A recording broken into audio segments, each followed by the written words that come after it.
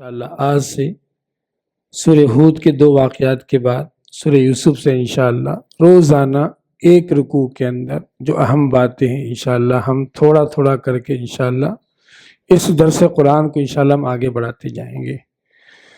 آج جو آیتیں ہیں آیت نمبر 84 سے لے کر 95 تک 11-12 آیتوں میں اللہ تعالیٰ نے ایک ویل سیٹل بہترین تاجر قوم کا تذکرہ اللہ نے بیان فرمایا، جس کو ہم کہتے ہیں قوم شعیب۔ اللہ تعالیٰ فرماتا ہے وَإِلَىٰ مَدْيَنَ أَخَاهُمْ شُعَيْبًا، ہم نے مدین کی طرف ان کے بھائی حضرت شعیب علیہ السلام کو بھیجا۔ شعیب علیہ السلام ایک اعلیٰ خاندان کے تھے، گویا رائل فیملی کے تھے، ویل سیٹل قوم سے ان کا تعلق تھا۔ یہ مدین جو علاقہ ہے نا، یہ عرب کے نا جو شام کے آس پاس کے علاقوں میں یہ پوری بستیاں تھیں جہاں حضرت شعیب علیہ السلام رہا کرتے تھے۔ قال یا قوم اعبدوا اللہ ما لکم من الہ غیرہ، تو شعیب علیہ السلام نے نصیحت کی، سب سے پہلے اللہ کے حق بتایا کہ کہا قوم سے اعبدوا اللہ، تم ایک اللہ کی عبادت کرو، ما لکم من الہ غیرہ، تمہارے لیے اس الہ کے علاوہ، اس اللہ کے علاوہ کوئی دوسرا معبود نہیں ہے۔ یہ حقوق اللہ کی بات ہو گئی۔ اس قوم کی سب سے جو بڑی برائی تھی شرک کے بعد، یاد رکھیں جتنی قومیں گزری ہیں شرک کے بعد ایک بڑی برائی کوئی نہ کوئی تھی۔ لوط کے ہم نے دیکھا کہ وہ لوگ جو ہے اغلام پرستی میں پڑے ہوئے تھے، سمجھ رہے آپ۔ اوپر ہم نے دیکھا قوم جو ہے سمود کے اندر ہم نے دیکھا کہ شرک کے علاوہ سمجھ رہے آپ انہوں نے اللہ کے معجزات کے ساتھ کھلواڑ کیا۔ تو اس طریقے سے ہر قوم کے ساتھ شرک کے علاوہ کوئی بڑی برائی تھی۔ تو قوم شعیب کی سب سے بڑی جو برائی تھی شرک کے بعد وہ یہ تھا کہ وہ لوگ ناپ تول میں کمی کیا کرتے تھے۔ ان کی جو بزنس اسٹریٹجی تھی سب سے بیسٹ تھی، سب سے خراب تھی۔ کیسے؟ اللہ کہتا ہے، قرآن کہتا ہے، دیکھیں آپ وَلَا تَنْقُصُوا الْمِكْيَالَ وَالْمِيزَانَ، تم ناپ تول میں کمی نہ کرو، انی اراکم بخیر، میں تم دیکھتا ہوں تم سب لوگ بہتر حالت میں ہیں۔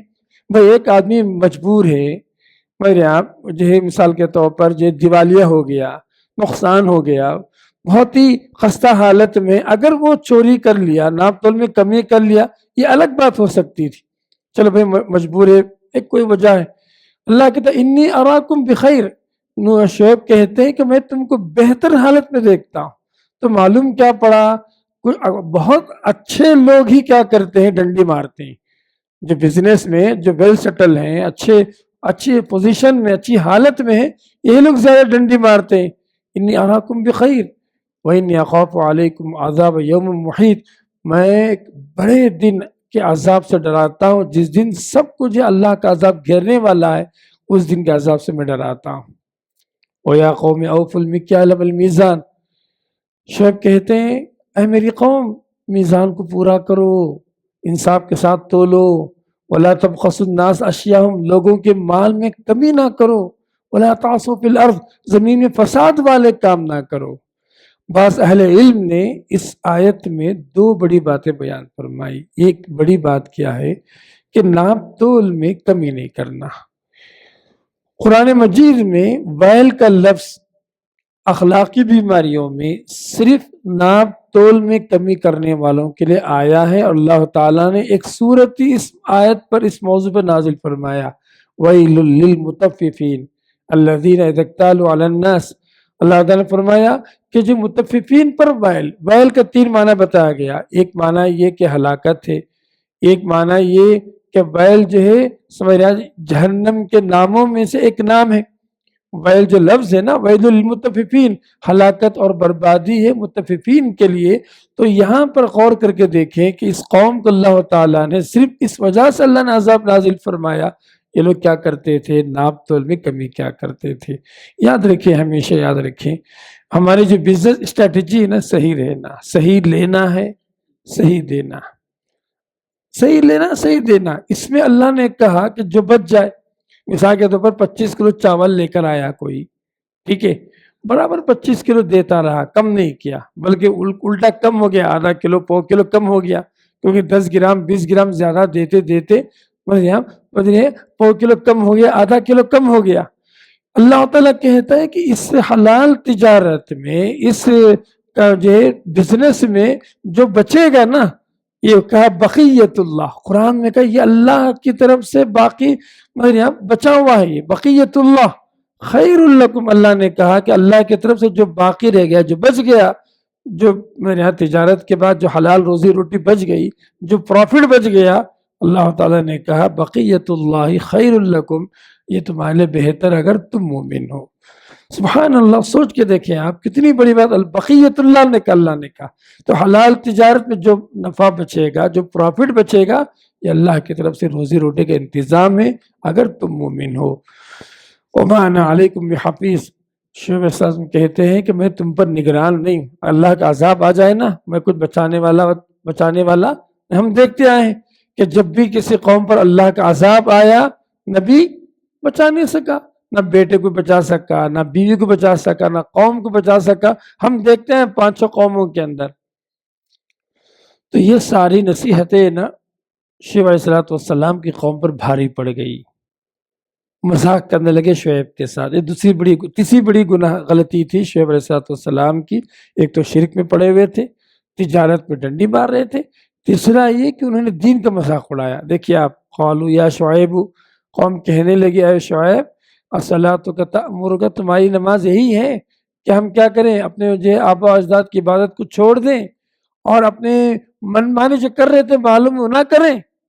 ارے آپ تو بڑے مگر یہاں بردبار تھے، بڑے نیک اور نیک چلن والے تھے، یہ کیسا تمہارا رد عمل ہے؟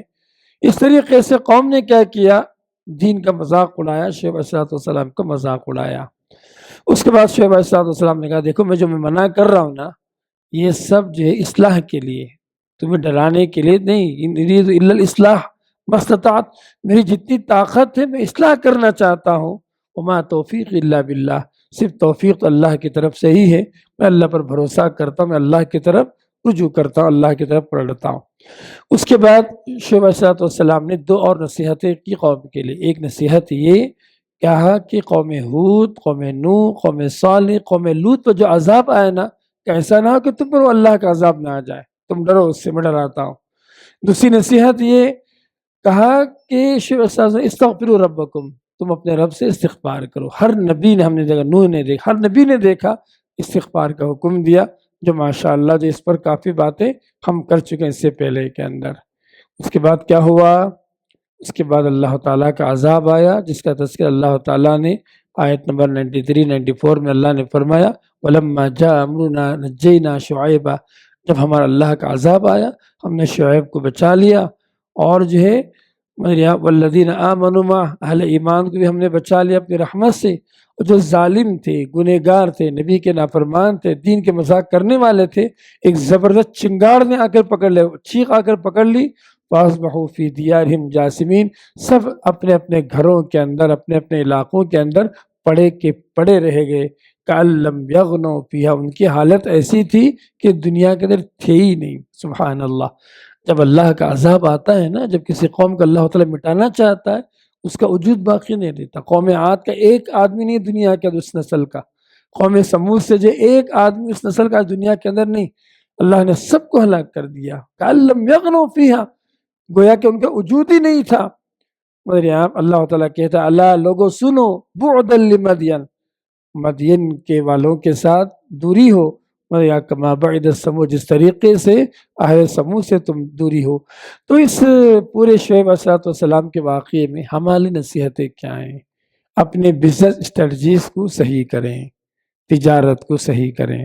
تجارت کو صحیح کرنے کا مطلب یہ دھوکہ نہ دیں، مکس کر کے غلط ملت کر کے مال نہ کریں، ناپ تول میں کمی نہ کریں۔ آج میں بتاؤں، آج ہماری تجارت میں برکت اس لیے نہیں ہے، آج ہماری تجارتوں میں برکت اس لیے نہیں ہے کیونکہ ہماری تجارت میں نبی کریم صلی اللہ علیہ وسلم نے جو 2 باتیں بیان فرمائی وہ 2 باتیں نہیں ہیں، اور جو 2 باتیں نبی نے منع فرمایا وہ 2 باتیں موجود ہیں۔ بڑی پیاری حدیث ہے جس کی امام بخاری رحمہ اللہ نے نقل فرمایا کہ البیعان بالخیار، کہ 2 تجارت کرنے والے اللہ تعالیٰ نے ان کو اختیار دیا، لینے والا بیچنے والا دونوں کو اختیار ہے۔ میں بیچ رہا ہوں، یہ آپ خریدنے، مثال کے طور پر مجھے بیچنے کا اختیار ہے، آپ کو خریدنے کا اختیار ہے۔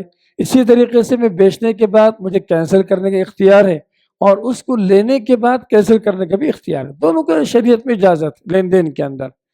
اس کے بعد اللہ کے رسول نے فرمایا اگر دونوں لینے والے دینے والے سچ بولیں، وہ بینا واضح کر کے عیب کو بیان کر کے تجارت کریں، بورکت فی تجارت فی بیعہما، ان کی تجارت میں اللہ تعالیٰ برکت دیتا ہے۔ وَإِن کذبا، اگر دونوں جھوٹ بولیں، وَکتما، عیب کو چھپا کر تجارت کریں، اور اللہ کے رسول فرماتے ہیں اس تجارت میں اللہ تعالیٰ برکت کو میڑ دیتا ہے۔ یہ بخاری کی بڑی مشہور حدیث ہے جو کتاب البیوع کے اندر یہ حدیث آئی ہے۔ نصیحت کیا ہمارے لیے؟ تجارت میں دو اسٹریٹجی رہنا صاف صاف، ایک کیا ہے؟ سچ بول کے بیچنا، کسی بھی طرح کا جھوٹ نہیں آنا۔ سمجھ رہے ہیں؟ لوگ کہتے ہیں میں 200 میں خریدا، 250 میں خریدا، نہیں، جھوٹ بولتے ہیں اس میں۔ آپ بتانے کی ضرورت نہیں کہ آپ 200 میں خریدے 400 میں خریدے، بتانے کی ضرورت نہیں بھائی یہ مال ہے، آپ 200 میں خریدیں، آپ بولیں آپ 400 میں خرید کے جائیے۔ آپ آج کل فکسڈ ریٹ کی دکان ماشاءاللہ کامیاب تجارت کر رہی ہے، کیوں بھائی؟ یہ جو بھی میں خریدا وہ میری بات ہے، آپ اس ریٹ میں خریدا تو خریدیں ورنہ جائیں۔ یہ پہلی بات ہو گئی۔ نمبر 2، عیب کو چھپا کر بیچنا نہیں ہے۔ آج کیا کرتے ہیں؟ گاڑیاں جھوٹے موٹے طریقے سے کیا کرتے ہیں، ہمارے اوپر سے پالش والش کر کے عیب کو بتائے بغیر بیچ دیتے ہیں۔ انجن کا فالٹ رہتا لیکن بھولتے نہیں کسٹمر کو، کوئی بھی چیز آپ بیچ رہے ہیں آپ واضح کر دیں اس میں یہ پرابلم ہے، یہ پرابلم ہے، یہ پرابلم ہے۔ تو نبی کریم صلی اللہ علیہ وسلم نے ان کے لیے خوشخبری سنائی، برکت کا وعدہ فرمایا۔ نبی کریم صلی اللہ علیہ وسلم نے جو تجارت میں سچ بولتے ہیں اور عیب کو بیان کرتے ہیں، اور جو لوگ تجارت میں گھپلا کرتے ہیں، جھوٹ بولتے ہیں، اور اسی طریقے سے عیب کو جو چھپا کر اور یہاں تجارت کرتے ہیں، نبی کریم صلی اللہ علیہ وسلم نے ان کی تجارت میں برکت مٹنے کا، برکت کے ختم ہونے کا نبی کریم صلی اللہ علیہ وسلم نے جو دھمکی دی ہے وہی سنائی ہے۔ لہٰذا اپنی تجارتوں کو درست کرنے کی ضرورت ہے۔ اللہ تعالیٰ سے میں دعا کرتا ہوں کہ بولنے والا مجھے، سننے والا ہم تمام، ان تمام باتوں پر اللہ تعالیٰ عمل کی توفیق عنایت فرمائے۔